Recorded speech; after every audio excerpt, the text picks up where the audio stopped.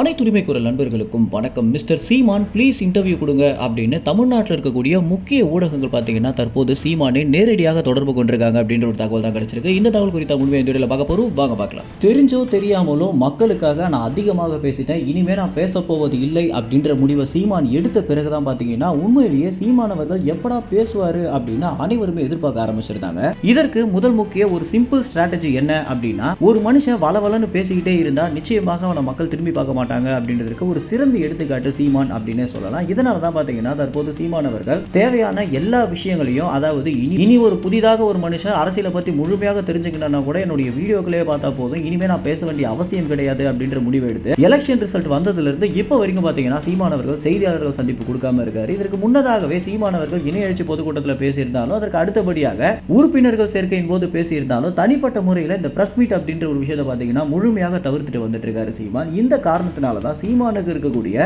Demand தற்போது அதிகமாக இருக்கு அப்படின்னே சொல்லலாம். பொதுவாகவே பிசினஸை பொறுத்த வரைக்கும் சப்ளை டிமாண்ட் அப்படின்ற ஒரு விஷயத்தை சொல்லுவாங்க. அதாவது மக்களுக்கு என்ன தேவைப்படுதோ அந்த விஷயத்தை டிமாண்ட் பண்ணி சப்ளை பண்ணுங்க அப்படின்னு சொல்லுவாங்க. இந்த ஒரு ஸ்ட்ராட்டஜி தான் பாத்தீங்கன்னா தற்போது சீமான் அவர்கள் ஃபாலோ பண்ணிட்டு வந்துட்டு இருக்காரு. இதற்கு நிறைய பலனும் கிடைச்சிருக்கு அப்படின்னே சொல்லலாம். சீமான் எங்கு போனாலுமே செய்தியாளர்கள் தற்போது நிறைய கேள்விகளை கேட்டது மட்டும் இல்லாம இறுதியாக திருச்சி ஏர்போர்ட்ல சீமான் அவர்களிடம் ஒரு செய்தியாளர், ஆனா நீங்களே பேசலன்னா எப்படியானா வேற எந்த அரசியல்வாதியால பேச முடியும் அப்படின்னு கேட்டிருந்தது இணையத்துல ரொம்பவே வைரலாக மாறி இந்த அளவுக்கு சீமான மக்கள் எதிர்பார்க்கறாங்களா அப்படின்ற ஒரு விஷயத்தை நம்மளுக்கே புரிய வச்சிருக்கு அப்படின்னே சொல்லலாம். இப்படி ஒரு பக்கம் போயிட்டு இருக்க சீமானவர்களை பேச வைக்கிறதுக்காகவும் சீமானவர்களை இன்டர்வியூ எடுக்கிறதுக்காகவும் பல ஊடகங்கள் பார்த்தீங்கன்னா காத்துக்கிட்டு இருக்காங்க அப்படின்னே சொல்லலாம். இதுல தமிழ்நாட்டில் முக்கியமான 2 ஊடகங்கள் பேரை சொல்லல அப்படின்னாலும் எந்த 2 ஊடகம் அப்படின்னு நம்ம அனைவருக்குமே தெரிஞ்சிருக்கும். சீமானவர்களை கடந்த காலங்களில் அதிகமாக இன்டர்வியூ எடுத்த 2 ஊடகங்கள் தான் பார்த்தீங்கன்னா தற்போது லைனாக சீமானுக்கு போன் பண்ணிக்கிட்டு இருக்கிறதோ, சாட்டை துரைமுருகனை ஏவி விடுறதும், இந்த முறை சீமானவர்கள் இன்டர்வியூ கொடுத்தாரு அப்படின்னா நிச்சயமாக அவருக்கு செல்வாக்கு அதிகமாக இருக்கும் அப்படின்னு நிறைய ஆசை வார்த்தைகளை பேசி கூட பாத்தீங்கன்னா இன்டர்வியூக்கு சீமான் அழைச்சிட்டு வந்துட்டு இருக்காங்க அப்படின்ற தகவல் தான் கிடைச்சிருக்கு.